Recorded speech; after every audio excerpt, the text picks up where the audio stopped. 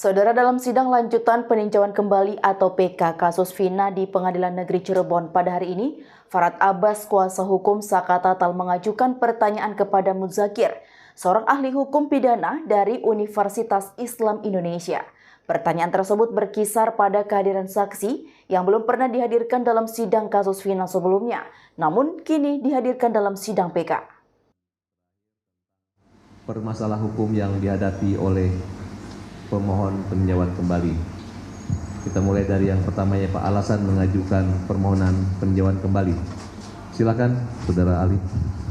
Baik, ahli jelaskan bahwa seseorang yang telah dijatuhi pidana atau terbukti melakukan tindak pidana dijatuhi pidana yang telah memiliki kekuatan hukum yang tetap, jika merasa bahwa proses-proses hukum itu ditemukan ada sesuatu yang atau sebut saja bukti-bukti yang menunjukkan bahwa putusan tersebut terdapat kekeliruan atau kesalahan, maka seorang terpidana atau keluarganya mengajukan peninjauan kembali. Nah, apakah statusnya harus terpidana atau setelah terpidana? Itu sama saja. Yang ditinjau itu bukan masuknya orang masuk penjara, tapi yang ditinjau adalah putusan yang telah memiliki kekuatan hukum yang tetap, yang itu dinilai ada semacam suatu kekeliruan atau kesalahan dalam proses pengambilan putusan itu. Kalau itu dipertimbangkan dalam proses hakim dalam proses pengadilan, itu konsekuensinya akan menimbulkan satu menguntungkan bagi pihak pemohon PK. Yang kedua adalah bisa juga termasuk bagian yang menguntungkan itu adalah membebaskan dari pemohon PK itu dari semua dakwaan yang ada di dalam yang selama ini telah memiliki kekuatan hukum yang tetap. Ya.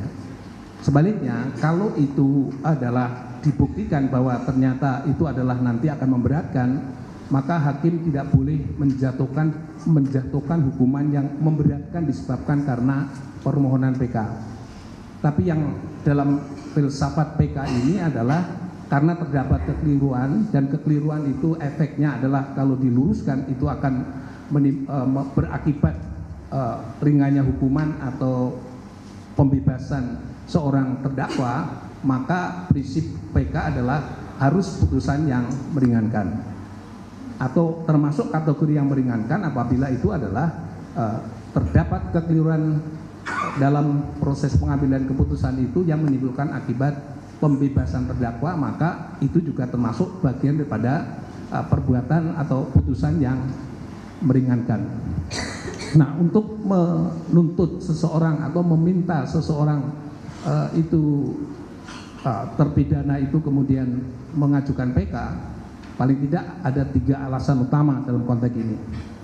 Yang pertama adalah adanya bukti baru atau novum, yang apabila bukti baru itu pada saat proses persidangan utama baik di pengadilan negeri, pengadilan tinggi maupun di Mahkamah Agung, karena ini adalah hasilnya putusan tetapnya ada sampai Mahkamah Agung, kalau dipertimbangkan pada saat itu putusannya menjadi berbeda daripada putusan yang ada sekarang, itu menjadi novum, itu menjadi alasan untuk mengajukan PK.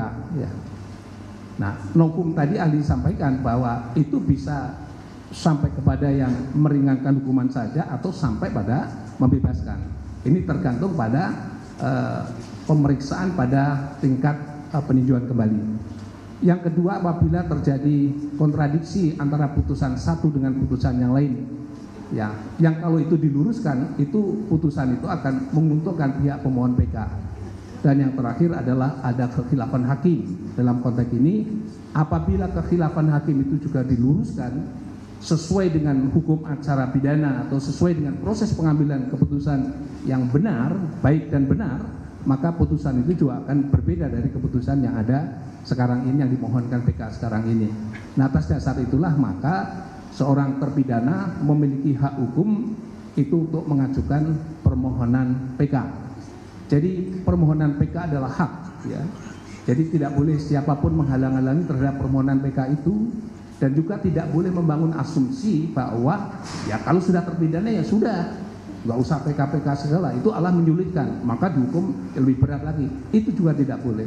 Ini hak mendasar dari seseorang yang terpidana dan dia mengajukan PK karena bisa membuktikan bahwa putusan hakim sebelumnya itu adalah terdapat kekeliruan atau terdapat kesalahan atau ada bukti novum baru yang membuat nanti kalau diperiksa secara baik dan benar itu akan diputus yang meringankan bagi terdakwa. Demikian keterangan ahli terkait dengan prinsip dalam permohonan PK yang diatur dalam pasal 263 UHAP. Ya, sebentar ya, sebelum dilanjutkan, tolong pengunjung sidang ya, handphonenya bisa di silent atau kalau mau menerima telepon silahkan keluar. Ya, itu kedengeran loh sampai sini. Di luar aja.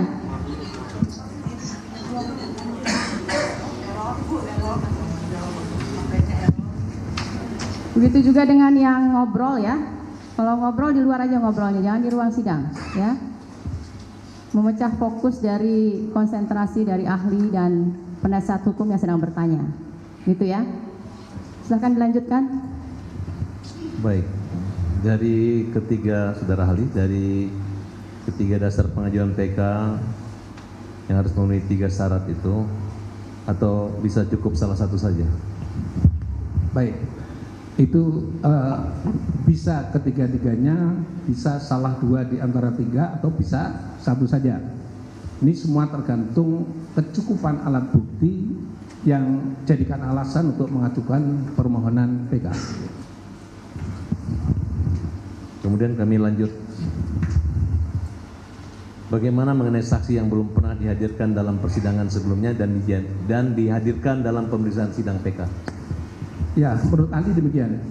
Jadi karena proses hukum pada saat pertama itu terdapat kekurangan atau kekhilafan oleh hakim, maka kalau itu saksi yang utama atau penting dan memberi keterangan kesaksiannya itu adalah penting dan menentukan, mempengaruhi proses pembuktian dalam perkara pidana yang sedang diperiksa itu, maka proses permohonan PK itu dapat mengajukan saksi baru, ya saya ulangi lagi, saksi baru yang materi keterangannya itu bisa sebut saja berbeda dengan sebelumnya dan bisa mematahkan argumen yang ada dalam putusan yang telah ada.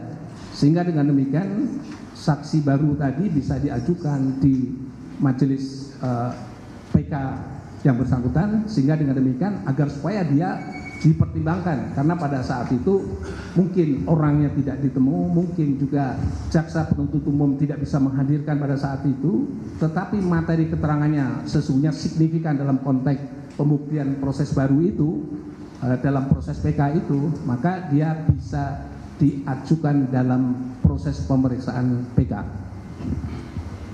Baik, saudara saksi, saudara ahli, maaf. Saudara ahli, bagaimana jika saksi di persidangan telah memberikan keterangan, kemudian merubah keterangan yang sudah disampaikan dengan membuat surat pernyataan atau diperiksa dalam sidang pemeriksaan perkara PK?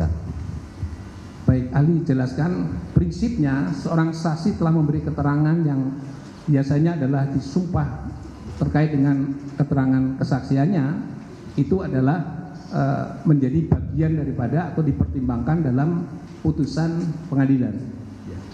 Tapi kalau jika kemudian diketahui bahwa pada saat dia memberikan pada saat itu ada sebut saja itu tekanan fisik maupun non fisik yang membuat dia tidak bisa berbuat sesuatu kecuali dia terpengaruhi atau dipengaruhi oleh kekuatan di luar dirinya yang melakukan pemaksaan secara fisik maupun non fisik itu, maka keterangan yang diberikan itu adalah keterangan yang tidak sesuai dengan keterangan kesaksian, yang seharusnya dia harus memberi keterangan kesaksian berdasarkan apa yang dialami sendiri, apa yang dilihat sendiri, atau apa yang didengar sendiri, tapi karena pengaruh-pengaruh dari luar dirinya, karena ada unsur paksaan fisik dan non fisik tadi yang membuat dia memberi keterangan yang tidak sempurna, atau mungkin justru memberi keterangan yang sesungguhnya tidak atau bertentangan dengan keadaan yang benar dan keadaan yang sebenarnya.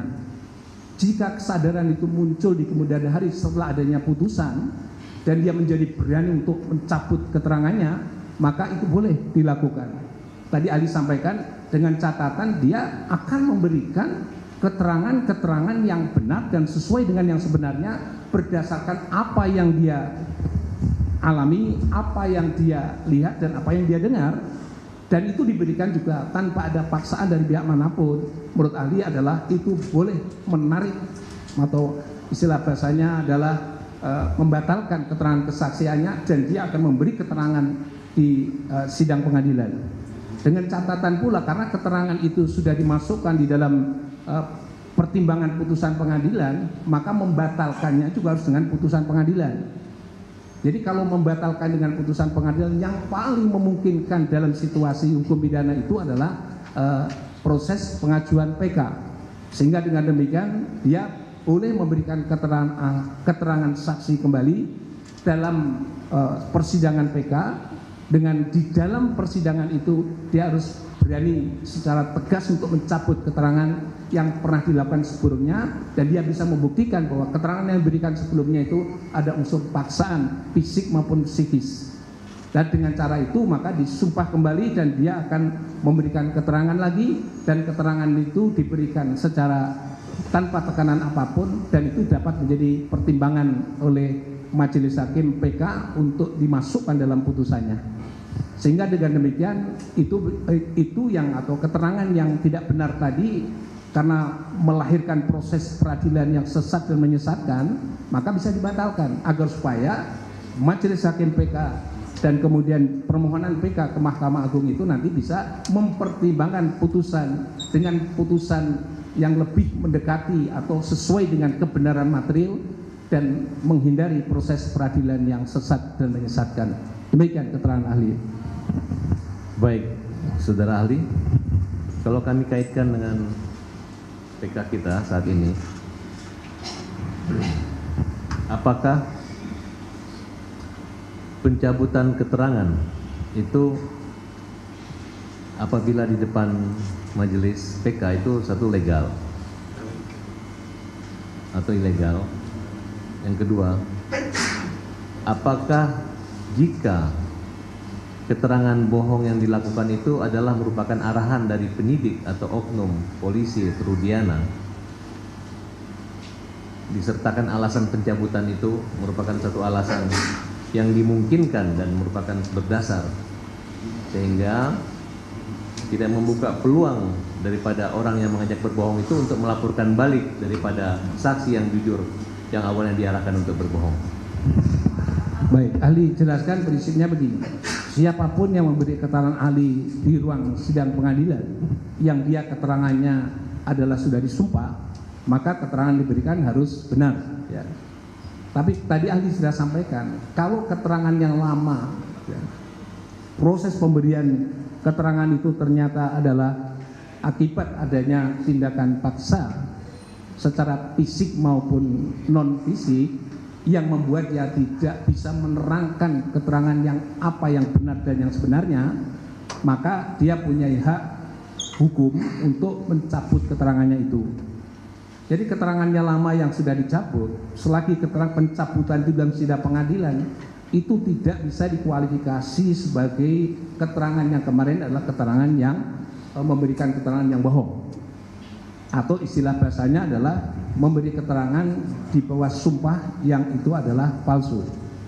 Tapi karena itu atas kesadaran diri yang sendiri bahwa memang keterangan kemarin itu adalah diberikan karena ada paksaan fisik maupun non fisik kepada dirinya, dan kemudian tumbuh kesadaran dirinya, kemudian dia ada proses PK dan kemudian istilah bahasanya mengikuti proses itu, dan kemudian dia memberi keterangan kembali, dan keterangan itu intinya adalah mencabut dari apa keterangan yang diberikan sebelumnya, dan itu dipastikan keterangan itu benar, yang nanti dalam sidang akan dicocokkan dengan keterangan-keterangan yang lain bahwa keterangan yang diberikan itu adalah benar. Maka kalau itu dipakai lagi untuk dalam pertimbangan putusan pengadilan, putusan majelis hakim, maka keterangan itulah keterangan yang benar, maka yang bersangkutan tidak bisa dikatakan dikualifikasi sebagai melakukan tindak pidana, namanya adalah keterangan palsu di bawah sumpah.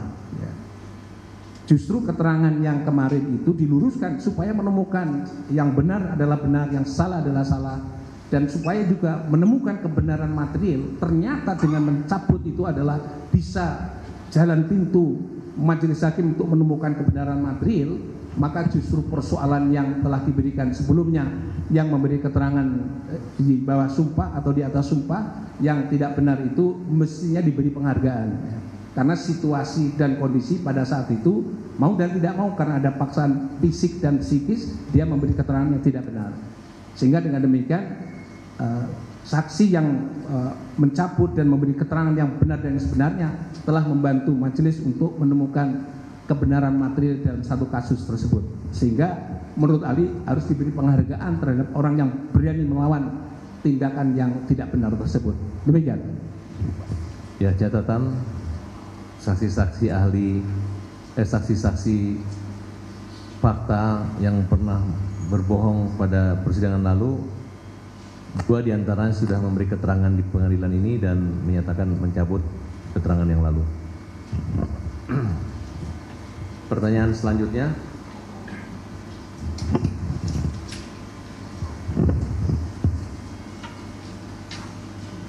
Apakah keterangan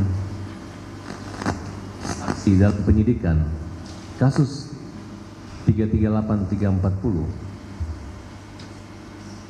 merupakan satu kewajiban bagi polisi memilih atau alternatif atau keharusan membuat berita acara di bawah sumpah agar saksi-saksi tersebut walaupun tidak hadir di pengadilan dapat dinyatakan akurat keterangannya, walaupun perkara itu menyangkut pasal 340 dan 338. Saya memberi contoh langsung seperti saksi Dede dan Aib. Jaksa tidak bisa menghadirkan saksi sehingga hanya di bawah sumpah. Kejadiannya 8 tahun setelah mereka menjalani hukuman, salah satu saksi yang bernama Dede mencabut keterangannya dengan alasan itu adalah merupakan rekayasa dan arahan Rudiana. Saya persingkat pertanyaan saya, apakah penting dan utama dalam kasus pembunuhan saksi di bawah sumpah lebih diutamakan oleh penyidik maupun jaksa dan hakim? Sebentar ya, sebelum dijawab. Tadi yang mencabut siapa aja yang disebut? Dede, Liga Akbar, dan Teguh. Ya, Dede kan belum hadir di persidangan. Baru Liga Akbar dan Teguh ya. Jadi Dede jangan dihitung dulu ya. Baik. Yang sudah memberikan keterangan dan sudah disumpah adalah Liga Akbar dan Teguh, itu ya.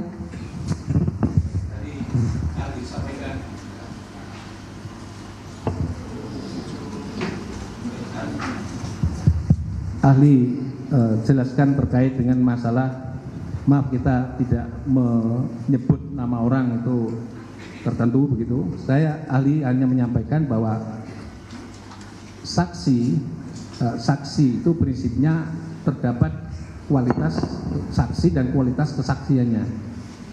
Saksi yang paling sempurna itu adalah saksi yang mengalami, melihat, dan mendengar. Jadi kalau saksi yang memiliki kapasitas yang sempurna kesaksiannya dan kedudukan saksi, keterangan kesaksian tersebut adalah saksi yang pokok dalam satu perkara pidana, kehadirannya itu wajib dilakukan. Dan yang kedua, kalau dia tidak mau hadir, itu bisa dipidanakan karena dia menolak sebagai saksi. Dengan maksud apa? Maksud pengadilan untuk menemukan kebenaran material dalam perkara pidana itu bisa terpenuhi. Kalau dia tidak hadir, keterangan apakah bisa dibacakan keterangan kesaksiannya di dalam berita acara? Ahli berpendapat keterangan sesuai dengan KUHP mengatur keterangan saksi adalah keterangan yang disampaikan dalam sidang pengadilan. Bagaimana kalau keterangan saksi itu disampaikan sidang pengadilan berbeda dengan yang dimuat di dalam? Kalau keterangan saksi dimuat di dalam sidang, dimuat dalam BAP itu ternyata tidak sama dengan yang diberikan di pengadilan, menurut hukum acara pidana KUHP itu yang dipakai adalah yang ada diberikan dalam sidang pengadilan. Dengan asumsi bahwa kalau dia menyampaikan materi keterangan kesaksian di sidang pengadilan bisa di cross check dan bisa diuji silang oleh terdakwa dan penasihat hukumnya, oleh jaksa dan oleh majelis hakim.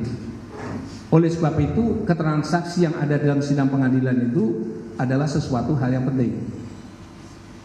Jadi kalau itu benar, ternyata saksi itu tadi konten keterangan kesaksian atau materi keterangan kesaksian adalah menentukan dalam perkara itu, ternyata dia tidak dihadirkan atau tidak bisa hadir dan seterusnya, maka hakim bisa memerintahkan kepada saksi wajib hadir.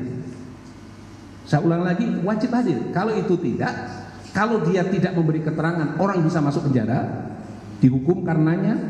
Tapi kalau dia memberi keterangan, orang itu tidak masuk penjara atau tidak terbukti secara sah dan meyakinkan. Jadi keterangan saksi yang penting itu bisa menimbulkan akibat proses peradilan yang sesat dan menyesatkan, dan juga bisa menimbulkan akibat seseorang masuk penjara karenanya. Nah, oleh sebab itu hakim wajib menghadirkan saksi yang tipologi yang saksi seperti yang Ali sampaikan tadi. Nah, oleh sebab itu saksi yang punya kualitas seperti itu tidak bisa dibacakan berita acaranya saja, wajib dihadirkan. Maka KUHP itu mengatur bahwa saksi yang menolak untuk menjadi saksi dalam proses peradilan pidana itu bisa dihukum karena dia menolak sebagai saksi, padahal diketahui bahwa keterangan kesaksiannya itu menentukan dalam proses pembuktian perkara pidana. Atau sebaliknya juga, keterangan kesaksiannya penting karena dengan dia memberi keterangan itu seseorang tidak bisa terbukti melakukan tindak pidana. Jadi kalau tidak hadir mestinya dia harus beritahu bahwa harus dipaksa hadir, sebagaimana Ali sebutkan tadi, hakim wajib menghadirkan itu melalui jaksa penuntut umum. Nah, terkait dengan itu, kalau misalnya saja orang mencabut kesaksiannya, ya saksi mencabut kesaksiannya, tadi Ali sudah sampaikan yang prinsip dasarnya boleh. Karena apa? Orang mencabut kesaksiannya, memang kesaksian yang pernah diberikan itu ada mengalami kekurangan atau kekeliruan, atau mungkin ada intimidasi dari pihak-pihak lain yang membuat dia tekanan fisik dan non fisik, ya keterangan itu menjadi tidak benar, maka dia akan meluruskan lagi. Oleh karena itu dia bisa punya hak untuk mencabutnya. Tadi Ali sudah sampaikan, mencabutnya mestinya melalui proses peradilan, ya. Entah itu nanti prosesnya, biasanya kalau Ali diminta karena belum ada proses pengadilannya, bikin dong statement, nanti disahkan di notaris bahwa Anda dulu telah memberi keterangan palsu atau tidak benar pada putusan pengadilan halaman sekian sampai sekian, dan seterusnya dikutip, dan kemudian melalui kekuatan pengesahan notaris tadi itu jadikan alat bukti untuk dalam proses sidang kalau ada proses peninjauan kembali. Ali sampaikan seperti itu. Bagaimana kalau ahli itu, kalau saksi itu bertahan tidak mau mencabut keterangannya, padahal diketahui bahwa keterangannya itu adalah tidak benar atau mengandung unsur ketidakbenaran, dan itu mungkin tidak ada paksaan atau tidak ada paksaan fisik maupun non fisik, ya keterangan kesaksian yang seperti itu masuk di dalamnya yang disebut sebagai orang yang memberi keterangan palsu di bawah sumpah. Tapi kalau dia mencabut berarti dia melakukan revisi atau sebut saja itu memberikan keterangan yang benar dan sesuai dengan yang sebenarnya, maka dia mencabut yang lama mengganti dengan keterangan yang benar dan yang sebenarnya. Demikian keterangan ahli. Terima kasih, saudara ahli. Bagaimana jika ternyata keterangan tersebut adalah merupakan hasil dari satu arahan atau hasil dari suatu perintah, intimidasi, kekerasan, penganiayaan? Baik, Ali jelaskan bahwa prinsipnya kalau bisa dibuktikan memang benar itu dari perintah, tapi yang bersangkutan itu tetap ngotot, ya itu adalah sesuatu yang benar. Ya nanti kalau ada proses pembuktian yang berikutnya ternyata keterangan-keterangan itu semuanya adalah tidak benar, karena dia tidak mau mencabut, maka dia resikonya akan dituduhkan dia telah melakukan keterangan palsu di bawah sumpah. Tapi kalau dia menarik keterangan itu, justru orang itulah yang akan dibebaskan dari tuntutan memberikan keterangan palsu di bawah sumpah, karena pada saat dia memberi keterangan kalau itu benar disebabkan karena adanya intimidasi atau jenis yang lain yang itu merupakan kekerasan atau ancaman kekerasan fisik maupun non fisik, maka orang itu yang tadi ahli sampaikan diberi penghargaan. Karena apa? Karena telah mencabut keterangannya dan kemudian memberi keterangan yang benar dan yang sebenarnya, maka itu akan membantu hakim dalam memutus perkara yang benar dan yang sebenarnya berdasarkan penemuan kebenaran material di dalam proses perkara itu. Demikian. Menurut saudara ahli, kalau keterangan saksi atau terdakwa itu yang di depan di penyidikan atau di depan persidangan? Ya, semua keterangan termasuk juga keterangan ahli adalah keterangan yang disampaikan dalam sidang pengadilan. Saksi juga hal yang sama, terdakwa juga hal yang sama. Demikian. Bagaimana jika para terdakwa mencabut berita acara pemeriksaan di kepolisian, kemudian ketika didengarkan kesaksian di depan persidangan, tapi majelis tetap menggunakan berita acara pemeriksaan di kepolisian sebagai copy paste untuk sebagai bahan pertimbangan dan putusan? Itu termasuk yang disebut sebagai kekhilafan hakim dalam proses itu, ya. Jadi kalau memang benar seperti itu, ya, jadi kalau keterangannya sudah dicabut masih juga dipertimbangkan dalam proses itu, berarti itu termasuk kalau sudah putusan itu memiliki kekuatan hukum yang tetap, itu termasuk bagian daripada bukti kekhilafan hakim dalam proses itu. Sehingga kekhilafan hakim yang mempertimbangkan keterangan yang sudah dicabut atau keterangan ahli BAP yang sudah dicabut masih juga dimasukkan menjadikan pertimbangan. Ternyata pertimbangan itu menguntungkan atau sebut saja membuat putusan itu tidak yang benar dan tidak yang sebenarnya, maka menurut ahli itu bagian daripada bukti kekhilafan hakim dalam proses pengambilan keputusan. Baik, kami lanjutkan saudara ahli. Bagaimana jika majelis hakim tidak mempertimbangkan keterangan saksi lain, sedangkan saksi tersebut ada di dalam tempat kejadian perkara dan keterangannya tidak dipertimbangkan oleh majelis hakim? Ya, kalau itu adalah prinsipnya begini. Hakim pada saat pemeriksaan sudah mengklasifikasi saksi ini kira-kira keterangannya hubungannya dengan kasusnya seperti apa. Kalau itu benar, keterangan saksi itu ternyata dia mengetahui ada di lokasi di tempat mana perbuatan itu dilakukan, maka sebenarnya sudah dari awal sudah bisa disimpulkan itu saksi itu adalah orang yang mengalami langsung sendiri atau melihat sendiri atau mendengar sendiri tentang tindak pidana sedang terjadi. Jadi kalau dia misalnya sengaja disingkirkan untuk tidak dihadirkan, berarti tadi ahli sudah sampaikan keterangan kesaksian yang berkualitas memiliki kekuatan pembuktian yang utama di situ tidak dihadirkan. Ya, itu tadi bagian di dalamnya adalah tidak sesuai, hakim itu tidak sesuai dengan standar dalam satu proses pemeriksaan. Tadi ahli sudah sampaikan, mestinya saksi yang seperti itu wajib dihadirkan. Dan majelis hakim wajib untuk meminta kepada jaksa dihadirkan saksi tersebut. Karena saksi itulah yang nanti akan memberikan keterangan yang menentukan apakah dakwaan jaksa itu terbukti atau tidak terbukti. Sehingga hakim akan bisa menyimpulkan satu simpulan yang benar di atas kebenaran dari bukti-bukti yang ada pada saat proses pemeriksaan pengadilan pada saat itu. Demikian keterangan ahli. Baik.